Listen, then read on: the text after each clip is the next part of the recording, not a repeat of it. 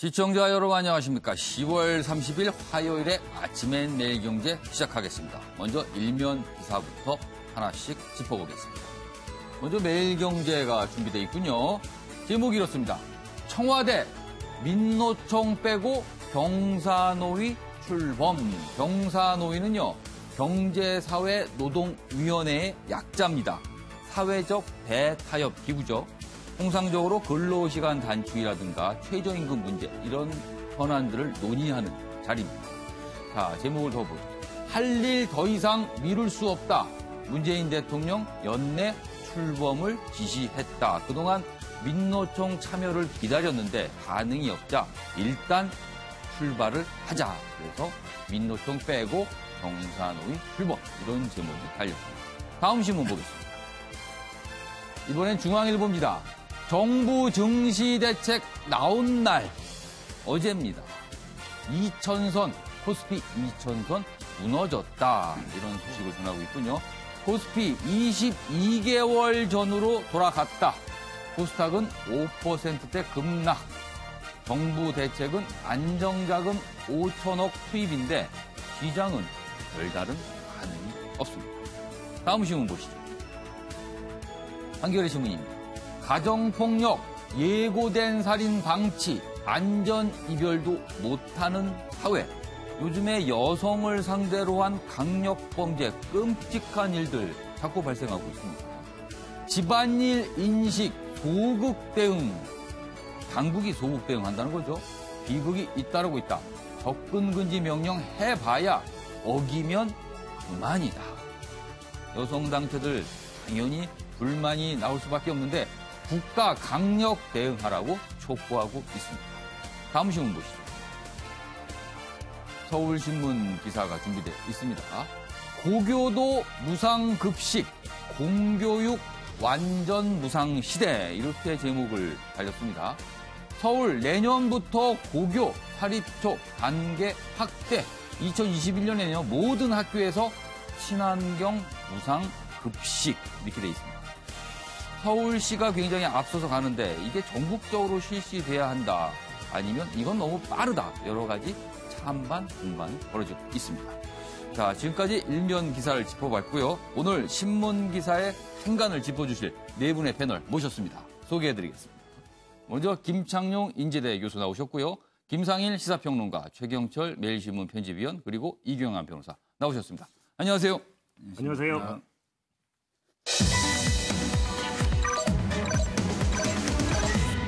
네, 아침엔 매일경제의 핵심 내용을 키워드로 정리한 아침을 여는 키워드 4가지가 준비되어 있습니다. 먼저 구멍 뚫린 증시, 방금 일면 기사에도 봤듯이 굉장히 증시 상황 안 좋습니다. 그리고요, 목구멍에 넘어갑니까? 북한뿐이 이런 발언을 해서 지금 시끌시끌합니다. 그 얘기도 준비되어 있고요. 미국도 인정한 실장. 실장 하니까 임종석 비서실장 얘기가 준비되어 있습니다. 그리고 브라질의 트럼프 극우 인사가 대통령에 당선됐다는 소식도 전해드리겠습니다. 자, 그럼 본격적으로 1시간 동안의 신문 브리핑 시작해 보겠습니다. 먼저 일면에서 아까 봤던 주식시장 얘기가 준비되어 있습니다. 조선일보 기사입니다.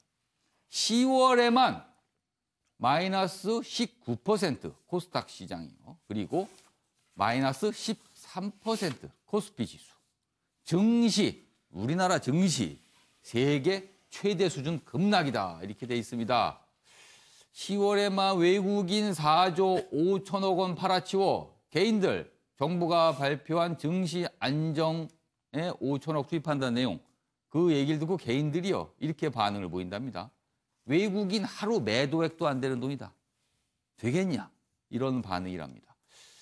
일각에서는 연기금이 나서 버팀목 역할해야 한다. 이런 주장도 나오고 있는데요. 여기 그림을 좀 보시죠. 여기 그림이 있으면 주식시장 이 그래프가 바닥으로 뚫고 갔네요. 거꾸로 가 있습니다. 다 떨어졌습니다. 전 세계가 다 떨어졌는데 유독 10월 이후 한국만 그래프 폭이 가장 크죠.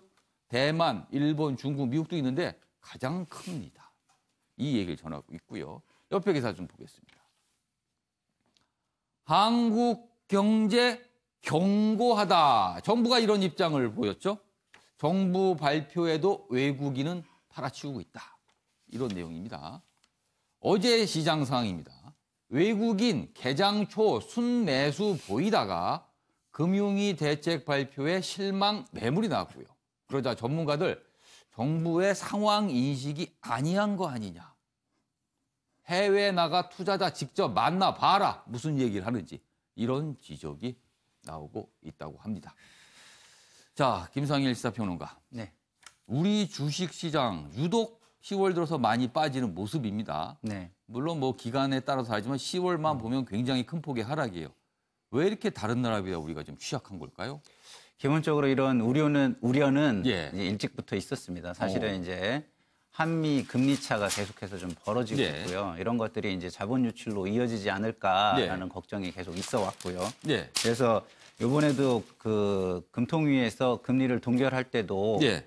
이렇게 계속 동결하는 것이 이게 우리 경제의 실기를 하는 것이 아니냐라는 우려가 있었습니다. 그리고 또 하나는 이제 그 국제적인 지금 경제 환경이 굉장히 안 좋아지고 있는 게 있죠. 예. 네. 그 중국과 미국 예. 간의 이제 무역 마찰이 예, 예. 굉장히 심해지고 있고요. 예. 그다음에 그거로 인해서 예. 중국 경기도 굉장히 좀 이렇게 하강 국면으로 들어서고 있고. 그렇죠. 중국은 우리가 수출을 많이 하는 곳이죠. 예, 예. 그리고 두 나라 모두 우리나라의 그 교역으로는 1, 2위의 예. 국가들입니다. 이제 두 나라가 경쟁을 하면서 관세를 올리면 결국에는 제3의 국가인 우리나라가 예. 시장을 양쪽에서 다 잃어버리는 그런 그럼 상황을 이런 맞이하게 됩니다. 글쎄 이런 표현을 누가 하시면 또 우리가 무슨 그런 위치냐 그러지만 고래 등에 새우가 터진다. 네. 물론 우리나라의 국력의 규모가 새우 정도는 아닙니다만 워낙 거대한 덩치 사이에 껴있다 보니 그런 피해를 예, 본다. 예. 이런 말씀이신 거네요. 예, 맞습니다. 오. 그리고 또 하나 여기에서도 그 언론에서도 지적을 예. 하고 있지만 전 세계적으로 우리나라가 예. 좀 약간 산업 구조 조정이 지체가 되어 있다라는 우려가 있습니다. 오. 예, 그건 우리 내부의 문제가 되겠네요. 예, 내부의 문제도 있죠. 예. 그래서 기본적으로 국제 경쟁력이 있는 산업 분야가 예. 우리나라에는 지금 반도체 분야가 유일하다. 예. 그런데 반도체 분야조차도 그 정점에 와 있는 게 아니냐라는 어떤 일부 그 경제 그 분석 그 보고서에서 우려를 표명하는 것도 있고요. 그러면 심각한 상황일 수 있겠네요. 조금 심각하다고 보여질 수 있는 예. 징후들이 조금 예. 보입니다. 그래서 더더욱이 정부가 심기일전해서 일을 해야 되는데 예. 국민들의 불만도 있는 것 같습니다. 예. 왜냐하면 이렇게 그 2015년 8월에 증시가 하락했을 때 보면은 예. 그때는 정부가 주말에도 긴급 회의를 열고 예. 그다음에 주말 내내 예. 기재부의 국제금융국이나 이런 데서 주말 모니터를 통해서 그러니까 비상 상황으로 예, 예. 인식을 하고 급하게 막 예. 대책을 준비했다는 거죠. 네네. 그런데 이번에는 주말에 뭐 그런 움직임들이 거의 보이지 않았습니다. 그러고서 29일 날 회의를 열어가지고 우리나라 경제가 견고하다 이렇게 이야기하는 것은 그러나 견고하다고 한 날 2천이 무너졌습니다. 무너졌죠. 그러니 이제 정부가 시장의 신뢰를 굉장히 많이 지금 잃고 있는 상황까지 지금 그래서 정부가 존재한다. 너무 안이한 게 아니냐 이런 지적이 그래서 나온 거군요. 네, 여기 맞습니다. 관련 기사가 또 하나 준비돼 있는데 보고 이어가도록 하죠. 한국일보 기사입니다. 2천 무너졌는데 정부 조정장은 기회 낙감만. 조정장은 기회. 이건 투자 컨설팅을 하시는 분이 주로 하시는 말씀 같아요. 정부가 할 말은 아닌 것 같습니다. 이 말은요. 자, 그럼 과연 대책은 있을까요? 여기 좀 준비돼 있네요. 내용이. 뭐 외국인이 많이 판단한 내용이 있고요. 여기 전문가들 얘기가 있습니다. 글로벌 경기 탓 아닌 한국 기업들 실적에 대한 불신이다. 이건 근본적인 문제가 되겠네요. 규제 완화 등 친시장 정책 내놔야 한다. 이렇게 주장하는 전문가들의 지적이 있군요. 자, 일단 최경철 위원부터 좀 듣게 보겠습니다. 여기 보면 대외 상황이야 우리가 손을 쓸 방법이 없습니다. 미국과 중국이 무역 전쟁을 벌인 걸 우리가 어떻게 할 방법이 없지만 우리 내부적으로 우리 기업들의 실적에 대해서 못 믿는다는 인식이 있다. 이 부분은 굉장히 심각하게 고민하고 정부도 뭔가 움직여야 될 것 같으네요. 우선 기업의 측면에서 예. 기업들이 잘못한 측면도 사실 있습니다. 예. 예를 들어 현대차가 지금 굉장히 큰 어닝 쇼크가 왔죠. 그렇습니다. 현대차 어닝 쇼크가 온 것은 결국에 예견된 것이었거든요. 근데 현대차 스스로도 임금이 자꾸만 오르고 예. 외국에서 지금 차가 안 팔리고 이런 상황에서 현대차가 몇 년 전에 거대한 투자를 하나 했죠. 예. 한정부지를 샀다는 거죠. 그러니까 그런 측면에서도 기업이 미래를 못 보는 그러한 측면도 굉장히 큰 거고요. 예. 그러한 각 기업 주체들도 굉장히 잘못한 것이 많고 예. 또 정부의 측면도 굉장히 큰 거죠. 정부도 굉장히 큰 실수들을 많이 하고 있죠. 예. 지금 대외 변수가 이렇게 커지는데 우리 혼자 소득 주도 성장을 하면 우리 임금만 올라가는 것인데 예. 그럼 외국도 같이 소득 주도 성장을 해주는 것이냐? 그렇진 않죠. 결국에는 우리의 임금 경쟁력만 자꾸 떨어지는 결과가 나오니까 결국엔 기업의 체질은 더 나빠지는 것이죠. 그러니까 정부가 이제부터 기업도 문제지만 예. 기업도 이제 정신을 좀 차리고 쓸데없는 투자 그리고 부동산에 대한 투자 이런 것들을 좀 줄이고 예. 경쟁력을 높일 수 있는 투자를 해야 하고 정부도 기업들을 어떻게 도와줄 수 예, 있을 예. 것인가에 대해서 고민해야 되죠. 알겠습니다. 이경환 변호사. 예. 저는 주가는 결국은 경기 선행 지수인 건 누구나 아는 것이고요. 그리고 2,000포인트가 파괴됐다는 것은 예. 엄청난 심리 하락인데요. 예, 예. 이런 부분들에 대해서 기본적으로 외국인들이 한국 경제를 어떻게 보는가, 결과적으로 비관적으로 본다는 것이죠. 예. 그다음 왜 비관적으로 보느냐, 비관적으로 볼 수밖에 없느냐에 대한 인식이 있어야 되는데요. 예. 그 이유는 결국에 보면은 앞으로 대한민국 경제가 성장하지 못한다. 예. 발전하지 못한다에 대한 판단이 있는 거 아니겠습니까? 왜 성장하지 못하고 성장하지 못하는 것에 대한 판단이 왜 생기는가? 이 부분에 대한 생각이 있어야 되는데요. 예. 그 부분은 결국은 현재의 정부 정책이 예. 기본적으로 성장 정책보다는 분배 위주의 정책이고 기본적으로 소득 주도 성장을 기초로 해서 예. 급기관 최저임금이라든지 예, 예. 혹은 근로시간 단축이라든지 예. 이런 거 비용 증가에 계속적으로 치중을 해오기 때문에 예. 결과적으로 보면 성장을 할 수가 없다. 그렇다고 본다면 주식 차익을 남길 수가 없기 때문에 결과적으로 빠져나간다. 이렇게밖에 판단할 수밖에 없는 거죠. 알겠습니다. 김상일 평론가께서는 다른 좀 반론이 있으신가요? 네, 예. 소득주도 성장에 대한 이야기가 나와서 이건 예. 좀 짚고 넘어가야 예. 되는데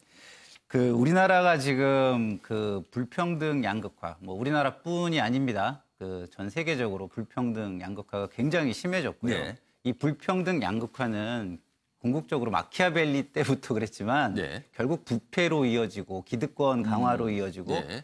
결국에는 국가가 망하는 길로 간다고 예. 이야기를 예. 옛날부터 해 모든 왔습니다. 국가들에서 그 부분을 우려하고 있죠. 예. 예. 그래서 갈 길의 하나로 예. 다시 말해서 이런 거에 대한 대안의 하나로 소득주도 성장이라는 것이 그 전 세계적인 그 예. 분위기 속에서 나온 겁니다. 예. 그래서 이 방향이 틀렸다는 것은 어.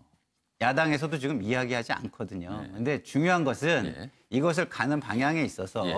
대기업의 혁신 경제를 중심으로 규제 완화를 해주고 그리고 불평등 그 양극화를 막기 위해서 공정시장이라는 또 하나의 축이 있는데 경제정책의 축이 있는데 예. 그 부분에서 기업들이 그것들을 보다 먼저 워런 버핏이 얘기하듯이 노블리스 오블리제 이런 것처럼 먼저 나서가지고 이런 거 받아들이겠다. 예. 그러니까 산업 경쟁력을 키우기 위해서 국가가 우리와 함께 가달라. 사회 안정망도 예, 예. 확충해달라. 이런 것들을 적극적으로 같이 해나가야 되는 것이지 소득 주도 성장이 무조건 예. 잘못됐다. 이렇게만 얘기하는 것도 너무 알겠습니다. 지금 주식 얘기를 하다가 이제 소득주도 성장 얘기로 흘러 들어갔는데 이 얘기는요, 사실 한 서너 시간을 잡고 토론할 문제입니다. 그리고 정치권에서 이 얘기 가지고 1년 넘게 싸웠지만요, 답이 없습니다. 이 얘기는요. 그래서 저희가 여기서 이렇게 본격적으로 다루지는 않고요. 주식시장 오늘도 열릴 텐데 과연 어떤 모습을 볼지 많은 분들이 오늘 관심 있게 볼 텐데 특히 정부 당국에 계신 분들은요, 개인 투자자분들 걱정 많습니다. 좀 예의주시하셔서 봐주셨으면 좋겠습니다. 자, 이번에는 북한 관련 기사를 좀 넘어가 볼 텐데요. 발언, 뒤늦게 알려진 발언이 논란이 되고 있습니다. 그 얘기입니다. 여기 조선일보 기사 준비되어 있는데요. 제목이 냉면이 목구멍으로 넘어갑니까라고 말한 사람이 있습니다. 바로 북한 리선권 조평통 위원장, 우리로 치면 통일부 장관 격이죠. 자, 이 사진부터 좀 보시죠. 이 자리입니다. 지난 9월 문재인 대통령이 평양 방북 당시 옥류관에서 점심을 먹는 행사가 있었죠. 여기 보면 리성권 위원장이 있고요. 우리 대기업 총수들이 쭉 앉아 있습니다. 이 자리에서 이 대기업 총수들을 향해 냉면이 목구멍으로 넘어갑니까라고 질책을 했답니다. 뒤늦게 어제 국감장에서 내용이 알려졌어요. 여기 좀 자세히 보시죠. 북한 리성권 9월 방북한 재계 총수들에게 정색하고 면박. 국회에서 이런 내용이 나자 조명균 통일부 장관이 이유가 무엇이라고 생각하냐 묻자 조 장관의 설명입니다. 남북관계 속도 내자는 의미였을 것이다. 이렇게 내용이 나오네요. 어제 이 발언, 이 내용이 알려진 상황, 국감 상황입니다. 저희가 영상으로 준비했습니다. 보시죠. 정색을 하고 말이죠. 아니 지금 냉면이 목구멍으로 넘어갑니까? 이렇게 얘기를 했어요.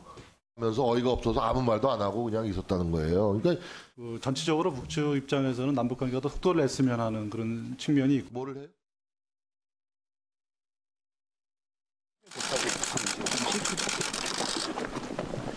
저거 뭐야, 기자 선생들이 질문하는 거는 여러 가지 각도에서 할 수 있지. 근데 달라진 시대적 요구에 맞게 질문도 달라져야 되지 않을까?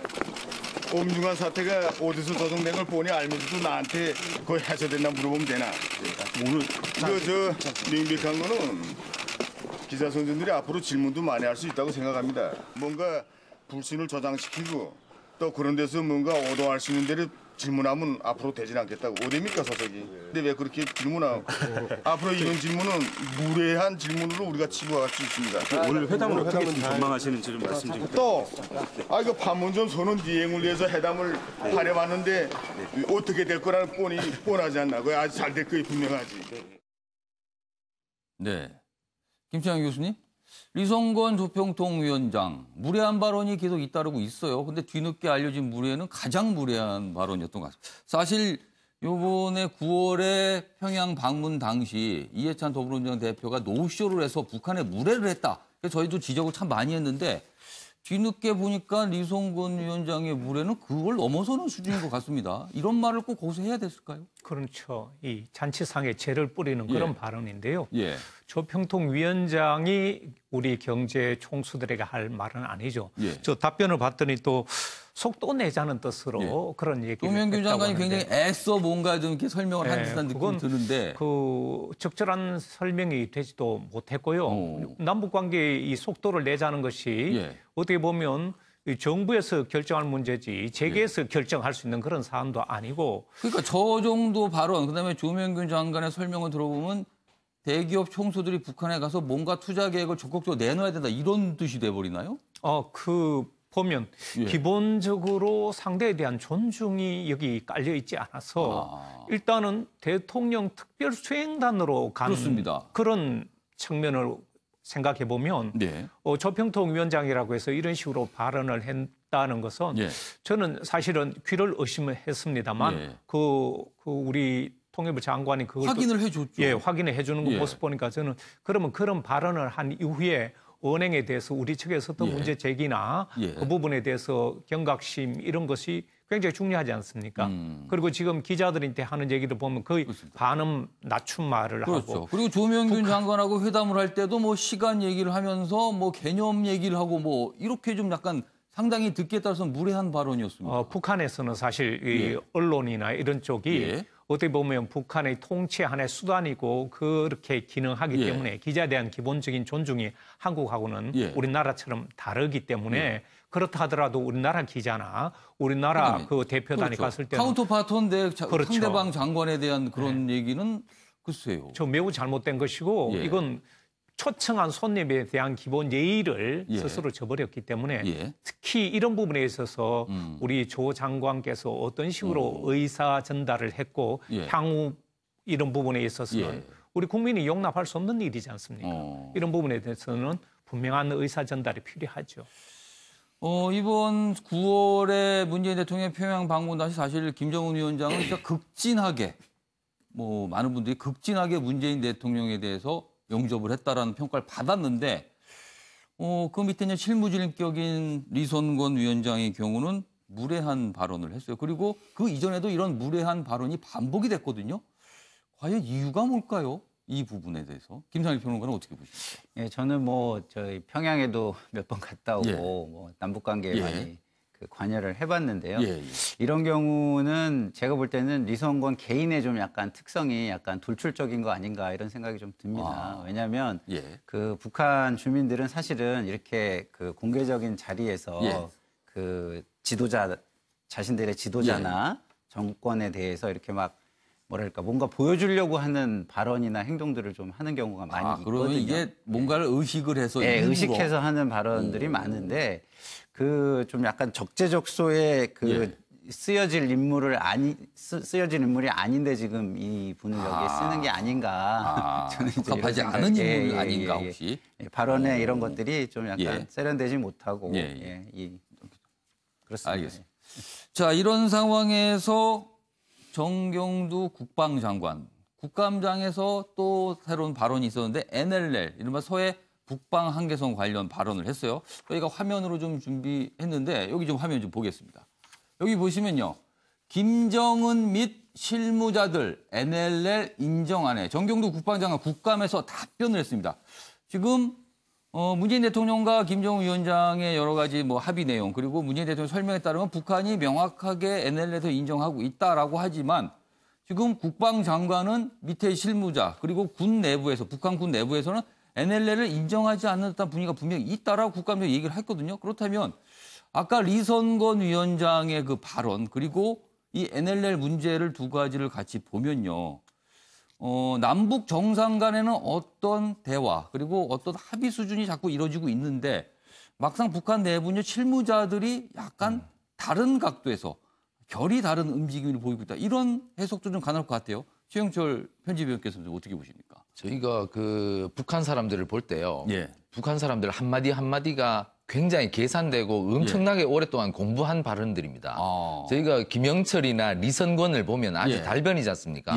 그분들이 엄청나게 훈련하고 공부한 발언인데 저희가 그분들의 발언을 너무 쉽게 봐요. 그러니까 리선권이 이렇게 발언하는 것도 다 계략이 있는 겁니다. 리선권은 오랫동안 이렇게 호통치는 역할을 해왔습니다. 그 역할이 있는 거죠. 그러니까 이 역할을 통해서 남한에 압박을 하는 겁니다. 그러니까 이런 역할들을 우리가 잘 알아야 되고 북한이 NLL을 포기하기가 쉽지 않죠. 왜 포기하기가 쉽지 않은가 하면 거기가 전략적 요충지이기 때문입니다. 북한은 1991년도 남북기본합의서에서 이미 NLL을 인정을 했습니다. 하지만 북한은 또 뒤집고 그리고 2007년, 2008년도 그 노무현 대통령 북한 갔을 때도 합의를 했어요. 근데 그 이후에 또 뒤집죠. 지금까지도 경비 개선을 계속 주장하는 거예요. 그러니까 우리도 북한이 이런 의도를 알고 북한이 하루 만에 변하고 한 달 만에 변하고 금방 변할 거라는 생각을 하지 않고 계속적인 협상을 통해서 봐야 된다는 거죠. 그러니까 너무 우리가 북한이 지금은 NLL을 인정할 것이다. 경비 개선을 포기했을 것이다. 라고 미리 가기에는 북한의 의도를 너무 우리가 순진하게 파악하는 것이다. 이렇게 볼 수밖에 없습니다. 북한 쪽 인사들의 발언 그리고 주장은 어떻게 보면 굉장히 철저한 사전 계산 하에 이루어지고 있는 저분들은 것이다. 굉장히 회담 일꾼들이에요. 북한에서는. 알겠습니다. 이경환 변호사. 예. 저도 정말 그 이성건 위원장의 발언이 일회성이거나 개인의 특성만이 발현된 것이면 좋겠습니다. 저는 정말 그렇지 않을까 봐 걱정인데요. 그렇지 않은 이유는 혹시나 정부가 제대로 된 대응을 하는지 할 말은 하는지 그래서 혹시 이런 말을 해도 괜찮다는 그런 과도한 무례함을 주는 것은 아닌지 그런 게 걱정입니다. 실제로 오히려 외교상에서 그 정도 자리가 되면 본인이 조심스럽게 얘기해야 될 자리에도 불구하고 오히려 그렇게 하지 않다는 것은 오히려 그 협상의 대상자들이 즉 정부 관리들이 제대로 된 어떤 저 자세만 보이면서 제대로 된 이야기를 안 할 때 앞으로 그런 얘기들이 계속 나올 수가 있게 되는 것이죠. 이번에 보면 그 조명군 장관이 앞으로는 잘 대응하겠다고 했는데 과연 저는 앞으로 잘 대응을 해서 그대로 이 발언이 다시는 안 나올지 정말 걱정이 됩니다. 알겠습니다. 아무튼 이 북한 우리가 지금 끊임없이 이제 대화를 추진하고 있지만 이렇게 불쑥불쑥 이런 문제가 나올 때마다 조금 더 고민스럽게 다가오게 됩니다. 자, 이번에는 정치권 인물이라고 할까요? 아니면 북한 관련 인물이라고 할까요? 내용 준비되어 있습니다. 일단 보겠습니다. 여기 보시죠. 여기 일단 사진부터 좀 보겠습니다. 여기 보시면요. 이쪽에 계신 인물이 스티븐 비건, 미국 국무부 대북정책 특별 대표입니다. 방한을 했죠. 어제 우리 측 인사들 많이 만났습니다. 그리고 이쪽은요. 임종석 청와대 비서실장입니다. 둘이 어제 만났습니다. 이제 그 얘기가 이 기사에 준비되어 있는데 제목 보죠. 미국 비건 정의용보다 임종석 먼저 찾았다. 그렇습니다. 정의용 국가안보실장, 임종석 청와대 비서실장. 실장. 통상적이라면은 안보실장을 만나거나 안보실장만 만나거나 하는 게 논리적인 걸로 보이는데 정의용보다 임종석 먼저 찾았다. 그래서 기사가 됐어요. 이렇게 내용 보면요. 이례적으로 비서실장 우선 면담 이렇게 돼 있고 여기도 제목 보겠습니다. 미국 측이 먼저 요청했다. 그럼 이유가 과연 뭘까? 한미 이견 속 문 대통령 진입 파악 의도인 듯이라고 조선일보는 추정을 했습니다. 이 기사 내용도 좀 보죠. 외교 소식통은 최근 여기 있습니다. 우리 정부가 추진하는 남북 경협, 대북 제재 완화 등을 두고 한미 간의 이견이 표출되는 상황에서 문재인 대통령의 구상과 진위를 파악하려는 의도가 담긴 것으로 보인다. 그래서 임종석 실장을 먼저 만났다. 어제 얘기입니다. 오늘 정의용 실장을 만납니다. 오늘. 자, 옆에 기사 좀 보죠. 또 임종석 실장에 관한 얘기가 나오는데요. 지금 야당 쪽의 주장입니다. 임종석 자기 정치 멈춰라. 청와대 넘버 2 견은 야당이다. 이렇게 돼 있습니다. 손학규 바른미래당 대표가 어제 굉장한 비판 발언을 쏟아냈죠. 청와대 홈피 첫 화면 등장 야당이다. 또 하나의 차지철 보고 싶지 않다. 야권은 장관대동 DMZ 방문에 대해서 비판을 하고 있고요.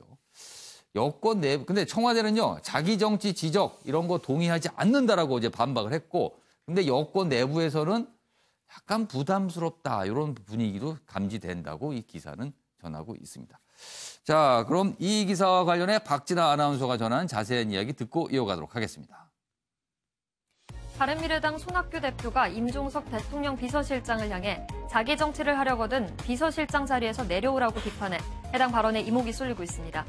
지난 26일 청와대는 비무장지대를 찾은 임 실장의 모습과 내레이션을 담은 영상을 공개했는데요. 이 영상이 청와대 홈페이지 첫머리에 올라간 것에 대해 손 대표가 지적을 했습니다. 손 대표는 어제 국회에서 열린 최고위원회의에서 비서실장이 왜 대통령까지 제치고 청와대 홈페이지에 나서서 야단인가 이렇게 말했는데요. 어제 손 대표의 발언 함께 보고 오시죠. 왜 이러십니까? 비서실장이 왜 국정원장, 국방부 장관, 통일부 장관을 부하 다루듯 대동하고 전망을 실찰하며 비서실장이 왜 대통령까지 제치고 청와대 홈페이지 첫 화면에 나서서 야단입니까? 임종석 비서실장, 자기 정치하려거든 비서실장 자리에서 내려오십시오. 국민들은 또 하나의 차지철이나 또 다른 최순실을 보고 싶어하지 않습니다. 이 같은 비판에 청와대는 동의할 수 없다는 입장을 밝혔는데요. 청와대 김의겸 대변인은 정례 브리핑에서 임 실장은 남북 공동선언 이행추진위원회 위원장으로서 상황 점검을 하러 간 거다 이렇게 설명했습니다. 또 임 실장이 영상 내레이션을 한 것에 대해서도 답했는데요. 국민소통수석실에서 도움을 요청한 거다 이렇게 말했습니다. 임 실장의 행보는 연일 정치권의 입길에 오르내리고 있는데요. 지난 회의에서도 임 실장의 행보가 언급됐습니다.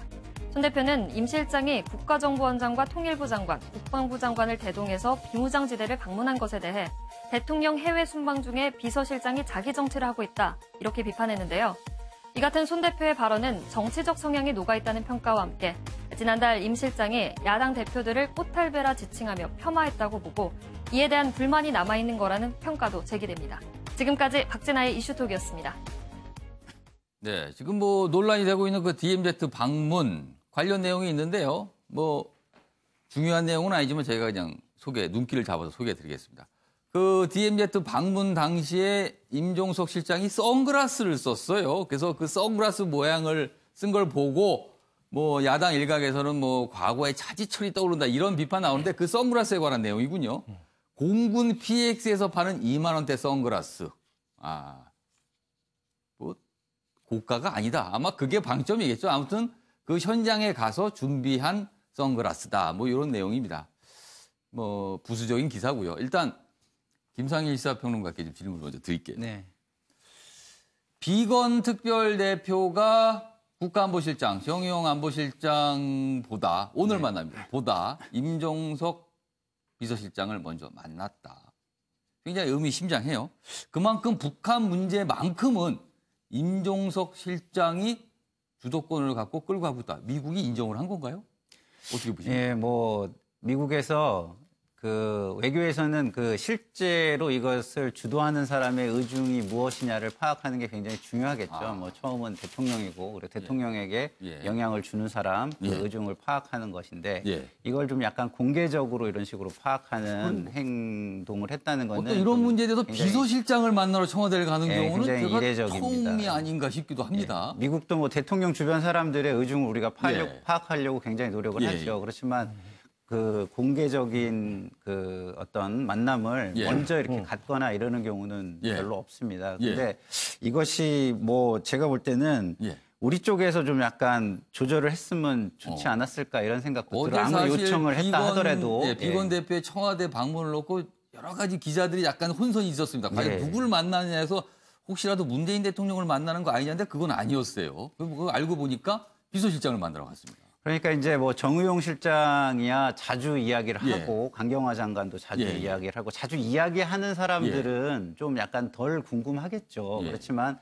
그럼에도 불구하고 국가 대 국가의 어떤 이런 것들은 좀 약간 격식이나 이런 것들을 먼저 생각해서 하는 것이 오해도 없앨 수 있고 그 스무스하게 그러니까 그 부드럽게 갈 수 있는 하나의 방법인데 좀 아쉬운 부분이 저희 청와대에서도 있었던 것 같습니다. 공교롭게 이런 상황에서 어제 야당에서 임종석 실장에 대해서 강한 비판을 내놨습니다. 자기 정치하는 거 아니냐. 그날 또 하필이면 비건 대표가 임종석 실장을 또 만났어요. 그래서 이 두 가지가 지금 겹치고 있습니다.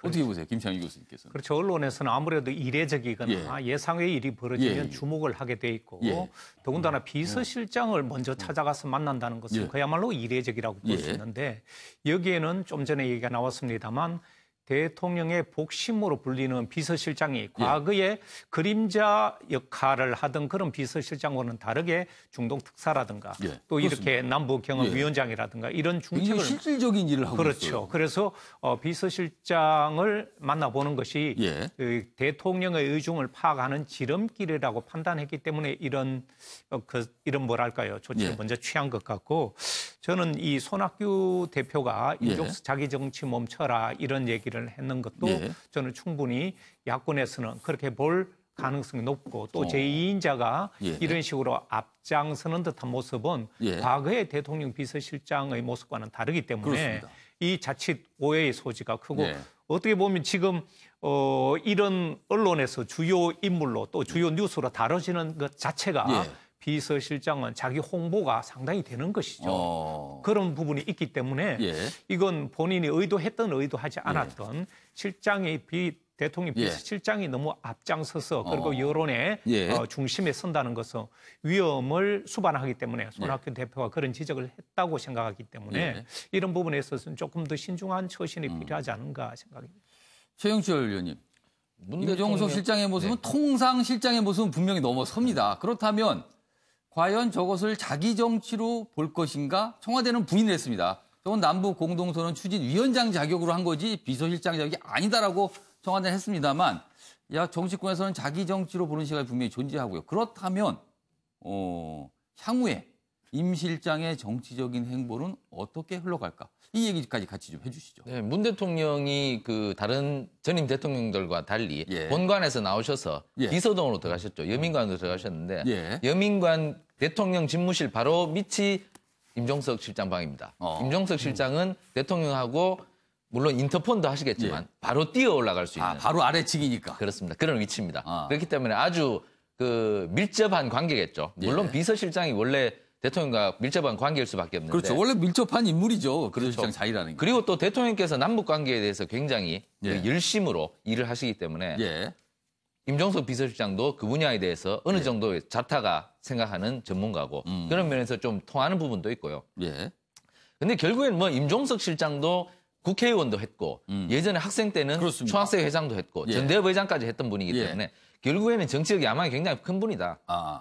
그 정치적 야망을 우리가 비난할 수는 없다. 그 결국 저분도 대권에 나서지 않겠습니까? 아주 강력한 잡년 중에 한 분인데. 그러면은 비서실장 이전에 이미 정치인이다. 그렇죠. 그런데 이분이 이번에 선글라스 끼고 DMZ에 나타났다든가 이런 부분은 좀 사려 깊지 못한 행동이 아니었나. 이렇게 하지 않고도 뜰 수 있는 방법이 많은데 굳이 이렇게 해서 먼저 비판받을 필요는 없다는 거죠. 대통령께서도 비서실장이 이렇게 뜨는 행동을 하면 좀 제어를 해주시고 내각 중심으로 총리를 중심으로 이렇게 국정을 운영해 가는 것이 대한민국의 바른 방향이겠죠. 지금 문재인 대통령 얘기를 했는데 비서실장은 말 그대로 대통령을 위해 존재하는 자리거든요. 임종석 실장이 지금까지 저런 행보를 보이는 거는 문재인 대통령의 승인이 있었다고 봐야 되는 거 아닐까요? 그러니까 문재인 대통령도 민주당에서 오셨으니까 민주당도 사람을 키워야 된다는 이런 생각을 갖고 계시겠죠. 그래서 이낙연 총리를 총리로 등용하시고 그다음에 임종석 실장도 청와대로 부르고 뭐 이런 부분이 있겠죠. 알겠습니다. 이규환 변호사는 어떻게 보세요?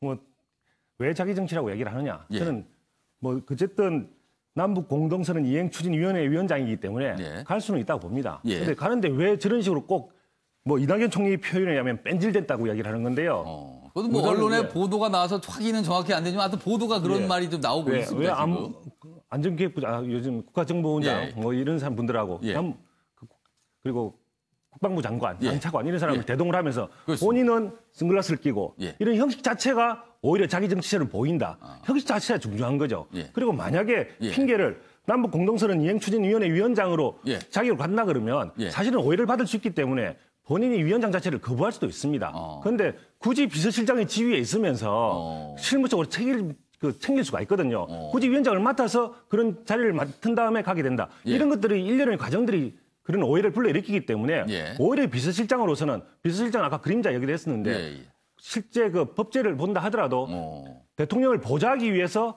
전체 비서실을 통할하는 지위에 있지 스스로 이름을 드러낸 지위가 아니에요. 그렇다고 본다면 이름을 드러내지 않기 위해서라도 스스로 자제를 해야 되는데 그러한 회피하는 모습을 보이지 않았다. 그런 차원에서 보면 정치권에서 충분히 자기 정치를 하고 있다. 이렇게 볼 수가 없는 거죠. 알겠습니다.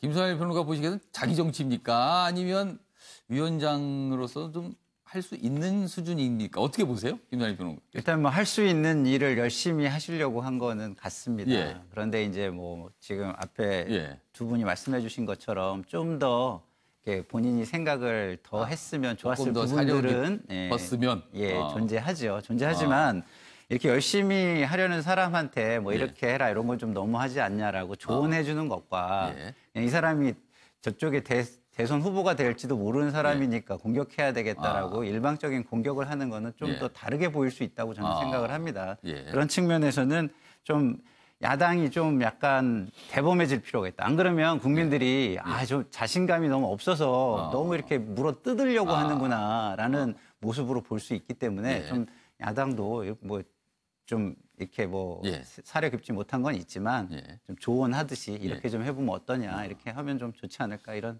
생각이 듭니다. 아무튼 임종석 실장 지금 언론에 많이 노출이 되고 있습니다. 뭐 정치적으로는 큰 손해는 아닐 듯한 느낌이 좀 들기도 하네요. 이렇게 많이 보여지고 있으니까. 알겠습니다. 자, 이번엔 신문에 실린 사진 2장 준비했습니다. 그래서 첫 번째 사진 보시죠.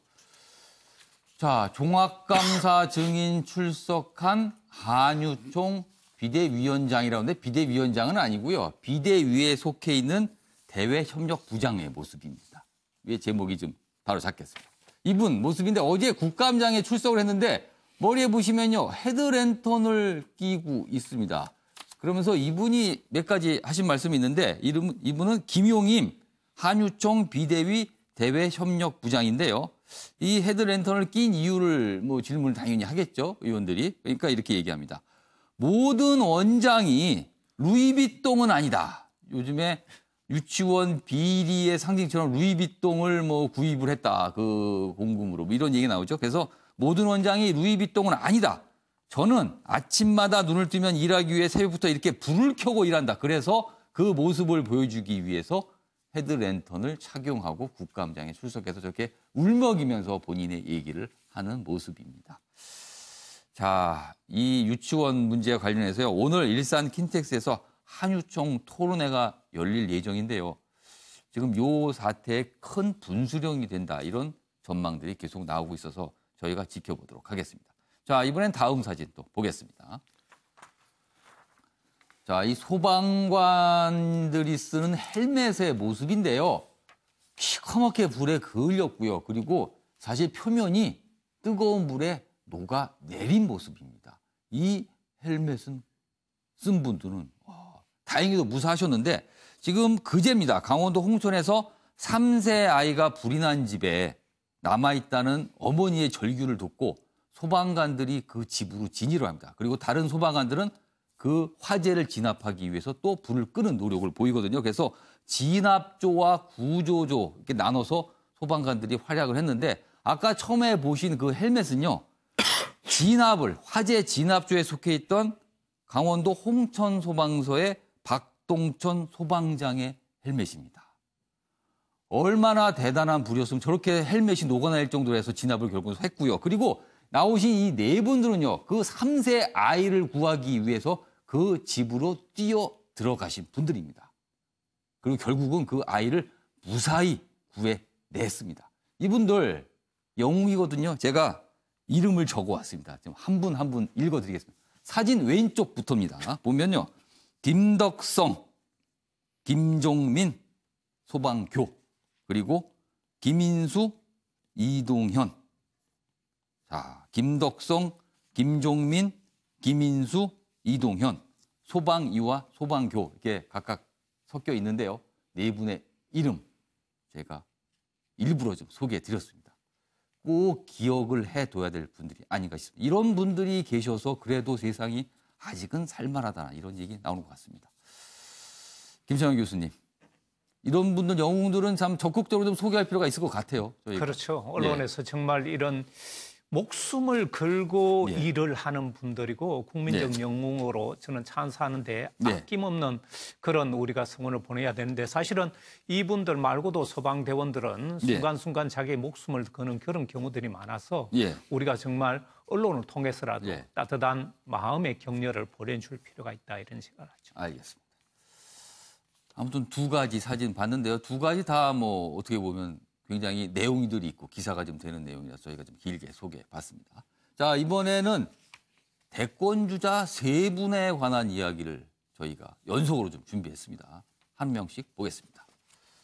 여기 사진부터 보면 이재명 경기지사가 나왔습니다. 제목은요. 세옹지마 사필 규정 던지고. 이재명 지사 어제 피고발인 신분으로 경찰 출석해 조사를 받았습니다. 10시간 조사에서 혐의 대부분 부인 이렇게 나와 있고요. 그런데 어제 김부선 씨 점 얘기와 관련해서 점 빼느라 수고했다. 또 본인이 이렇게 글을 올렸습니다. 여기 내용 좀 자세히 보죠. 먼저 이재명 지사가 어제 경찰 출석을 하면서 한 말입니다. 모든 경찰이 그런 건 아니겠고 일부 경찰이 오바한 것은 분명한 것 같다. 이렇게 약간의 불면을 나타냈고요. 김부선 씨는요, 또 여기 있습니다. 글을 올렸는데 이 지사가 출석하기 1시간 전에 페이스북에 점 빼느라 수고하셨네요. 그 점을 놓고 나랑 대화한 건 잊으셨나요? 또 이런 글을 알려갖고 또 궁금증을 더 자아내게 있습니다. 여기 마저 기사 하나인데 이것도 마저 보죠. 서울신문 기사입니다. 경찰 출석 이재명 형 강제 입원은 형수가 한 일이다. 이렇게 하면서 그 혐의를 부인했고요. 그런데 어제 이 지사가 출석하는 분당 경찰서 그 밖쪽 외부 지역에 지지자 모임과 비판자 모임이 동시에 열렸거든요. 집회가. 그런데 여기 내용이 있습니다. 지지자 모임에 참석했던 50대 신근 파열 급사를 하셨다는 또 이런 일도 벌어졌답니다. 이렇게 사람 목숨이 또 이렇게 앗아가면 안 되는데 아무튼 어제 벌어졌던 일 중에 하나입니다. 어제 이재명 경기지사가요 경찰 조사를 마치고 돌아가는 모습 저희가 영상으로 준비했습니다. 보시죠.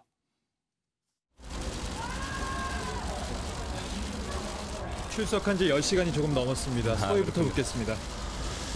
네, 있는 사실대로 충실하게 잘 설명했습니다. 고발 사건이 15건이라고 하는데 실제 내용이 있는 것은 6건입니다. 거의 다 객관적으로 사실이 아니기 때문에 조사는 아주 간단하게 끝났고 다만 강제 입원 주장과 관련해서는 그게 과연 적법한 공무집행이냐 아니면 절차상이나 판단이 문제가 있느냐에 대한 법리 논쟁이 상당히 오래 갔습니다. 이제는 이 일은 그만 좀 남겨두고 경찰의 판단 또 검찰의 판단에 남겨두고 도정에 집중하고 싶습니다. 네, 지금 뭐 이재명 지사의 모습을 봤는데요. 어제 또 하나의 지사, 또 한 명의 지사가 법원에 출석해서 또 여러 가지 진술이 있었는데 그 내용 보겠습니다. 김경수 경남지사 얘기입니다. 역시 대권 잠룡으로 꼽히고 있죠. 드루킹 쪽 김경수가 보낸 기사 우선 댓글 달았다.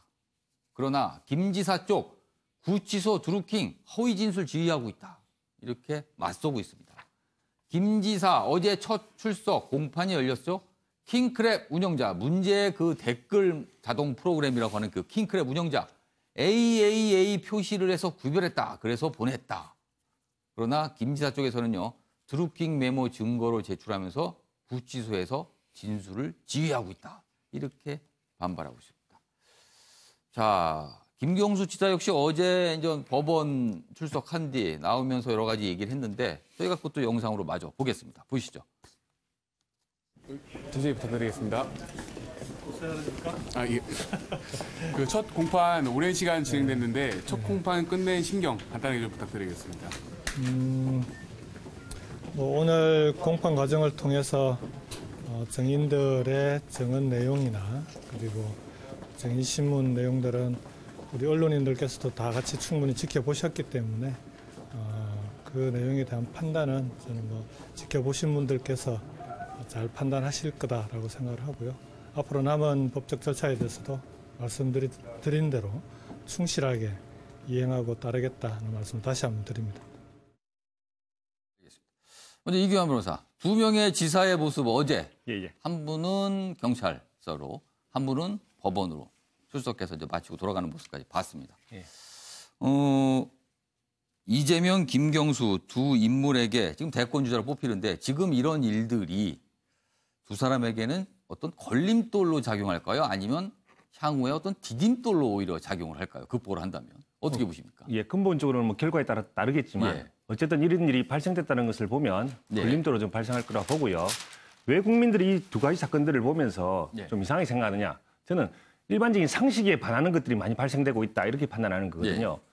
없는 사실을 보통은 없는 사실을 사람이 있다고 이렇게 말하지는 잘 않습니다. 있는 사실을 이렇게 부인하는 경우는 많아도 없는 사실을 있다고 하진 않는데 지금 이재명 사건의 경우도 그렇고 김경수 사건의 그런 사건도 그렇습니다. 뭐 부적절한 행위가 없음에도 불구하고 있었다고 주장하는 게 과연 상식적으로 가능한가? 국민들이 상식에 반하고 또 어떻게 보면 신체 부위 이런 이야기들도 없는데 있다고 이야기하기가 쉽지가 않은 것이거든요. 그래 그런 부분들이 상식적으로 다 깨지고 있다. 이런 차원에서 본다면은 이게 좀 이상한 사건이긴 한데 어쨌든 그 결과가 정말 궁금해집니다. 특히 김경수 사건의 경우에도 이번에 재판을 보면 그 증인이 그 인터넷 주소를 올리면서 AAA라는 표시를 구체적으로 했다.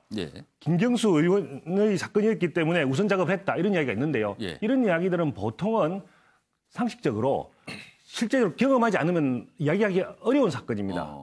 즉 진술의 구체성이 나타나는 거죠. 그런 상황에서 본다면 이런 부분들을 어떻게 깨고 무죄를 받을 수 있을지 궁금합니다. 저는. 알겠습니다. 김창현 교수께서는 어떻게 보십니까? 특히 이제 김경수 지사 어제 법원에서 상당히 진술들이 맞서고 있는데 계속. 저는 이 두 지사가 위기면서 동시에 기회를 맞고 있다고 생각을 하는데요. 정치인들은 자기 이름이 부인한 그러니까 사망자 이름에만 나오지 않으면 좋아한다는 그런 어떻게 보면 속설이 있는데요. 그렇죠. 사망 당시에 이름이 나와봐야 본인은 존재하지 않으니까. 그렇죠. 그건. 그래서 정치인들이 가장 경계하는 것은 잊혀지는 것인데요. 그렇지만 이번에 이렇게 보면 인지도는 일단 굉장히 올라가는데 문제는 이런 법적 혐의를 어떤 식으로 벗어날지 아니면 그게 말려들지 그 결과가 저는 결정을 지을 거로 보는데요. 이재명 지사 같은 경우는 지금 너무 많은 뉴스가 나오지만 지금 김 지사 같은 경우는 이번에 처음 이 공판이 열려가지고 이런 내용이 나오는데 저는 이 부분에 있어서 우리가 생각해야 될 부분이 이 사건이 불법 여론 조작이란 것에 출발을 해가지고 또 국가 인사권 말하자면 청탁을 했는데 거기서 거부당하는 말하자면 이런 과정 속에서 이 보복 이런 것들이 이제 나왔기 때문에 드루킹의 여론 조작 과정에 김경수 지사가 관련돼 있느냐 안 돼 있느냐 이것이 이제 재판의 핵심인데요. 자칫 하다 보면 전체적인 내용이 훼손되고 드루킹만 남는 그런 결과가 되면 안 되기 때문에 저는 이 사건은 여론을 인위적으로 조작하려 했던 그 굉장히 헌법을 위반하는 그런 사건이기 때문에 엄중하게 다뤄야 되고 만약 여기에 김경수 지사가 관여돼 있다면 그건 법적으로 처벌을 받아야 되겠지만 그렇지 않다면 이 부분에 있어서도 저는 여론이 그런 식으로 그냥 언론의 보도만으로 지금 판단해서는 안 되는 지금 첫 공판이기 때문에 조금 더 인내심을 가지고 봐야 될 사안이다 이렇게 보죠. 알겠습니다. 또 한 명의 여권의 대권 잠룡 얘기가 또 여기 준비되어 있습니다. 보겠습니다. 박원순 서울시장 얘기군요. 한국일보 기사입니다. 청년수당 유급병가제 계속되는 박원순의 무상 실험이 됐습니다. 출산가전 육아용품 제공 등 보편적 복지 확대 평가에 이런 평가도 있지만 인기 영합주의 정책이다. 이런 비판도 존재한다. 이게 돼 있습니다. 여기 보면요. 2021년 서울 시내 초중고교 전면 무상 급식 그리고 내년 서울 시내 어린이집 전면 무상 보육 외에도 박원순 서울시장의 무상 복지 시리즈는 계속되고 있다. 이렇게 소개를 하고 있습니다. 먼저 김상일 평론가. 박원순 시장의 이런 물론 정책입니다. 정책이지만 정책을 펼치는 데는 본인의 좋게 말하면 본인의 어떤 철학, 약간 좀 비판적으로 말하면 어떤 노림수 분명히 자리 잡고 있거든요. 과연 그 철학 내지는 노림수는 과연 무엇일까요? 박원순 시장의. 정치인이 철학과 노림수를 가지고 정치를 하는 것은 너무 당연하죠. 그래서 그게 무엇일까 지금 궁금해집니다. 단지 이제 주변의 환경이 벌써부터 이렇게 대권 잠룡의 계절을 만드는 것이 맞느냐라는 부분에 대해서는 좀 제가 경제도 어렵고 뭐 여러 가지 남북 전환기도 돼 있고 그런 상황에서 저 개인적으로는 좀 아쉬운 부분이 있는데요. 근데 일단은 사회 안전망을 확충하고 보편적 복지로 가는 것은 아까도 말씀드렸지만 이 사회가 너무 양극화된 상황에서 가야 할 방향이면은 분명하다고 저는 생각을 합니다. 그런데 이렇게 잘하려는 철학과 아이디어, 그다음에 정책 이런 것들도 분명한 것은 나 혼자 사는 세상에 나만을 위해서 하는 것은 아니라는 것이죠. 문제는. 그래서 코디네이션이 굉장히 중요하다. 왜 사회가 다 사슬 효과, 그 체이닝 이펙트로 전부 다 묶여 있지 않습니까? 그렇기 때문에 이런 것들은 내가 옳다고 생각을 하더라도 일단은 좀 어떤 모델을 만들어서 시범 사업을 하고 그런 시범 사업을 공론회장에 내놓고 같이 토론을 한번 해보고 그다음에 사회적 합의를 거쳐서 더 나갈 방향을 힘있게 나가는 것이 좀 더 좋지 않겠는가 이런 생각을 해봅니다. 그러면은 좀 박원순 시장께서 조금 서두른 듯한 느낌이다 이런 분석이신가요? 아니 아무래도 저런 것들이 예전에 그 이명박 대통령 전 대통령 효과가 좀 있다고는 저는 생각이 듭니다. 왜냐하면 하나 이렇게 시간이 지금 많이 안 남았지 않습니까? 그러니까 하나를 뭐 이렇게 보여줘서 내 브랜드화 해가지고 이걸 가지고 나가겠다 이런 생각이 상징처럼 좀 있다면 그 생각은 오히려 좀 인내심을 가지고 좀 이렇게 진정성 있게 가는 모습으로 바꿀 때 더 인정을 받을 수도 있지 않을까라는. 알겠습니다. 최경철 의원께서는 어떻게 보세요? 안희정, 이재명, 김경수 지사님들이 한 방씩 맞았죠, 그죠? 그래서 지금 상처가 조금 났습니다. 근데 상대적으로 상처가 나지 않은 광역단체장은 박원순 시장밖에 안 남았죠. 그렇게 되네요. 네, 그렇게 됐는데 어쨌든 뭐 자이든 타이든 뭐 행운이든 그렇게 됐는데 어쨌든 박원순 시장님은 제2의 이명박을 꿈꾸겠죠. 이명박 전 대통령이 하드웨어를 통해서 청계천이나 버스 중앙 전용 차로를 통해서 하드웨어를 통한 대권 가도를 달렸다면 박원순 시장님은 지금 소프트웨어를 통해서 대권 가도를 향해 가고 있습니다. 다양한 것들을 많이 만들고 있어요, 박원순 시장이. 심지어 지난번에 옥탑방에도 가셨죠. 이게 사실 옥탑방에 가는 게 한 달 동안 있는데 보통 일이 아니거든요. 이런 것들을 실천하면서 소프트웨어적으로 말랑말랑한 것들로부터 시민들에게 접근하는 방식을 쓰고 있는데 여태까지 상당히 먹히는 것 같아요. 근데 지금 교통공사 채용 비리가 어떻게 국정조사를 통해서 규명이 될지가 모르겠는데 근데 저 부분은 자신이 감사를 했는데도 감사 결과가 제대로 나오지 않아서 내가 복을 못 받았다고 해버리면 빠져나갈 수 있는 부분이 크기 때문에 아직까지는 큰 상처를 입지 않은 것이 박원순 시장이다. 그런데 박원순 시장의 가장 큰 약점은 유순한 이미지다. 우리 지도자가 되기 위해서는 좀 강한 이미지. 지금 뭐 스트롱맨의 시대라고 그러지 않습니까? 세계 지도자들의 모습이. 그러한 강한 이미지를 앞으로 어떻게 시민들에게 또 국민들에게 심어주느냐가 장차 더 큰 정치인으로 발전할 수 있을지 여부를 따져보는 것이 될 수 있을 것 같습니다. 알겠습니다. 다음 기사로 좀 넘어가겠습니다. 여기 보면 커다랗게 아주 크게 사진이 실렸고요. 제목이 이렇게 달려 있습니다. 20세기 저주 풀린 빨간 양말.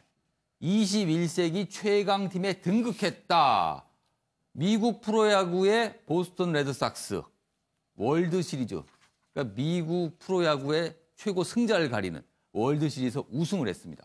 어제 LA 다저스와 5차선 경기를 이겨서 시리즈 전적 4대1로 승리를 했는데 이 빨간 양말, 보스턴 레드삭스의 상징이 빨간 양말이거든요. 그런데 여기 제목이 있습니다. 2004년 밤비노의 저주 벗어나 언터처블 구단 변신 4번째, 2004년 이후에 4번째나 우승을 해서 21세기 최강팀을 입증을 했다. 이렇게 돼 있는데요. 그동안 보스턴 레드삭스는요, 이 밤비노의 저주, 밤비노는 이태리 말로 악이란 뜻인데요. 그 유명한 베이브 루스의 별명입니다. 1920년 이전까지 보스턴 레드삭스가 우승을 여러 번 했는데 1920년에 이 베이브 루스를 뉴욕 양키스로 이적을 시킵니다. 파는 겁니다, 선수를. 그 이후에 무려 84년 동안 단 한 번도 우승을 못하다가 2004년에 겨우 우승했거든요. 그래서 그때 이 저주가 풀렸다. 밤비노의 저주. 그런데 저주가 풀린 정도가 아니라 연거푸 우승을 하면서 21세기 최강팀이 됐다. 뭐 이런 기사가 좀 실려 있군요. 뭐 별다른 논평은 필요 없어 보입니다. 다음 기사로 가겠습니다. 여기 보이시죠? 한겨레 신문입니다. 씨름, 유네스코 무형유산 남북 첫 공동 등재가 눈앞이다. 이렇게 돼 있습니다. 남과 북이요 따로 신청했습니다. 씨름을 유네스코에 무형유산으로 등재해달라고. 근데 유네스코가요 모두 등재 권고를 했습니다. 문화재청 공동 신청해서 다시 낼 것이다. 내달 최종 결정 때 성사 가능성이 크다. 이렇게 돼 있습니다. 자, 여기 내용을 잠깐 자세히 보면요. 우리 정부는요, 씨름을 등재하면서 대한민국의 씨름 이렇게 해서 등재 신청을 했고요. 북한은요, 조선민주주의인민공화국의 씨름 이렇게 해서 등재 신청을 했는데 유네스코는 둘 다 등재 가능하다 했으니까 이왕이면 좀 합쳐서 하나로 하면 어떠냐. 아마 이런 얘기가 나오고 있나 봅니다. 김창현 교수님. 이런 정도의 협력은 좋은 것 같습니다. 이런 문화 측면의 협력인데요. 예, 당연하죠. 이런 문화 부분뿐만 아니라 공연이라든가 스포츠 이런 차원에서 이 저변을 넓히면서 협력을 강화해 가는 것이 어떻게 보면 한반도 선언의 그런 정신을 분야별로 하나씩 이행해가는 그런 것이기 때문에 저는 이 공동으로 등재할 수 있다면 이것도 하나의 상징적인 화합과 단합의 그런 모습을 보여주는 것이다 이렇게 판단합니다. 이런 작은 부분에서부터 이제 하나씩 이해와 협력이 좀 쌓여야 신뢰 관계가 좀 굳건하게 이루어지지 않을까 이런 생각을 해봅니다. 자, 이번 나라박 소식인데요. 어제 이분 사진 참 뉴스에 많이 등장을 했습니다. 보시죠. 제목이 달려 있습니다. 흉악범 즉시 사살. 독재 찬성. 대단한 강경 주장인데요. 브라질의 트럼프 대통령 됐다. 이렇게 돼 있습니다. 이분입니다. 이분. 이름은 자이르 보우소나루. 브라질 새 대통령인데요. 극우입니다. 극우 보우소나루 결선 투표에서 당선. 군 비리 폭로에 스타된 육군 출신. 국민들 부패, 살인, 경제난의 염증을 느꼈습니다. 브라질 국민이. 그 와중에 극우 주장을 통해서 당선이 됐고요. 고용과 성장 내세운 스트롱맨이다. 이렇게 소개가 돼 있습니다. 브라질의 새 대통령 당선됐는데 그 당선자의 모습 영상으로 보시죠. 55,54% dos votos válidos, Bolsonaro se encontra matematicamente eleito ao cargo de presidente. Fica aqui para ouvir. E, senhor presidente, o senhor não pode tomar partido de posição de parlamentares aqui não, ok? São grandes mentirosos, bandidos, disfarçados, atrás daqueles discursos ensaiados. 자, 저렇게 브라질에서 극우 인사가 대통령에 당선됐는데 다른 나라도 사정이 비슷한 곳이 많다 그러네요. 여기 기사 좀 보죠. 유럽 이어 남미까지 대세가 된 우파 포퓰리즘. 아까 보셨죠, 주장. 독재 찬성. 그다음 흉악범은 즉시 사살. 우파 포퓰리즘이라고 했습니다. 동유럽, 이탈리아 극우 확산이어 남미 좌파 벨트 브라질까지 기울었다. 양극화, 난민 문제 등 해결 못하는 기성 정치권에 향한 민심의 심판이다. 그래서 극우 인사들이 최고 지도자에 등극하고 있다. 이런 내용입니다. 최영철 의원님. 전 세계적인 현상인 것 같아요, 지금.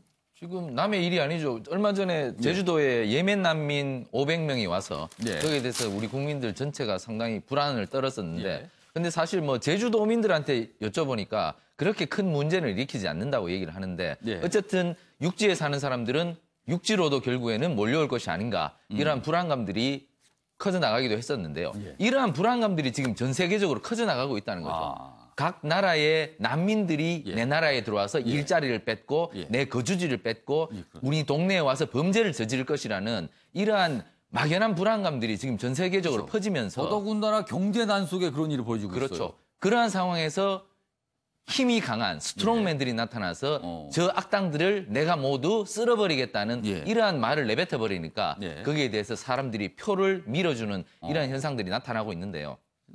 이것은 결국 이것을 제어할 수 있는 목소리가 지금 현저히 떨어지고 있다는 것이죠.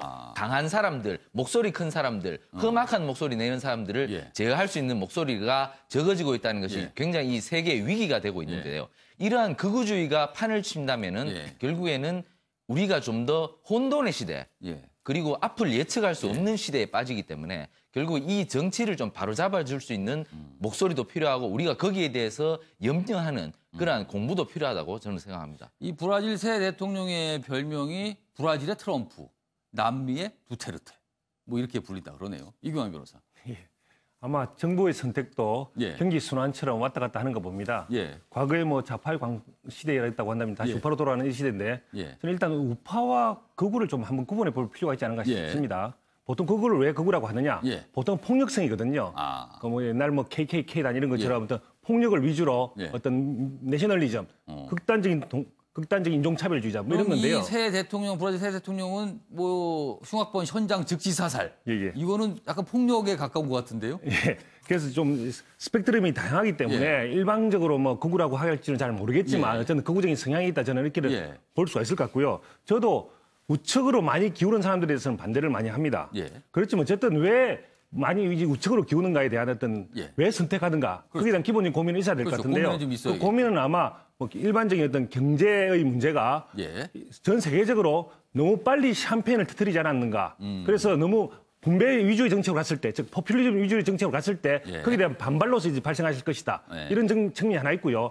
또 어떤 국가의 안전 뭐 이런 부분도 좀 있을 거로 보여집니다. 기본적으로 국가의 안전, 국민의 안전에 집중하지 아니하고 뭐 어떤 분배 위주의 정책, 좋은 게 정책이라는 걸 하게 되면 거기에 대한 기본적인 컨선, 걱정이 되기 때문에 아마 그런 선택을 하게 되지 않을까. 그런 배경이 좀 있을 것 같아요. 김상일 평론가. 저는 우리 변호사님 말씀에 좀 약간 다른 의견을 좀 드리고 싶어서 요청을 했는데요. 지금 이 세계적으로 일어나는 현상은 세계화에 대한 반작용입니다. 이게 이제 그렇기 때문에 이게 트럼프 딜레마라고 저는 명명을 하고 싶은데요. 왜냐하면 기본적으로 전 세계가 그 세계화를 하면서 경제 규모가 어마어마하게 늘어나고 성장했습니다. 그렇지만 그거에 대한 분배가 제대로 일어나지 않으면서 불평등이 심화가 됐거든요. 그러면서 전통적인 보호무역주의, 민족주의 이런 것들이 커가는 지금 상황입니다. 그런 게 이제 트럼프의 당선으로 나타난 거고 이것이 전 세계적으로 확산이 되는 거죠.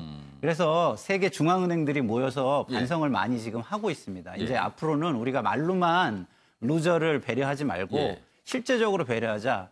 이게 우리 트럼프의 당선을 만든 것이다. 이렇게 하면은 우리의 전 세계 성장 엔진인 세계화가 꺼진다. 이런 우려들을 많이 하고 있는 상황이죠, 지금. 알겠습니다. 나라밖 소식인데 극우 인사들이 계속 지도자로 오르고 있다. 이런 소식이었습니다. 자, 이번에는 사회 기사인데요. 조선일보의 날 기사입니다.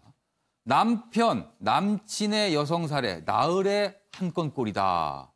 전 아내 살해 등 이딴 페미사이드, 약한 여성을 남성들이 저지르는 일입니다. 여성단체들 국가 대응 소홀하다 규탄을 하고 있다고 하네요. 이런 기사가 실렸고. 이런 상황에서 여기 있습니다. 가정폭력 당한 나를 더 비참하게 만드는 건 경찰, 검찰, 법원. 이런 피해자들 그리고 여성단체 주장이 있군요. 신고 해마다 늘어 지난해 27만여 건, 검거는 13%, 구속은 겨우 1%.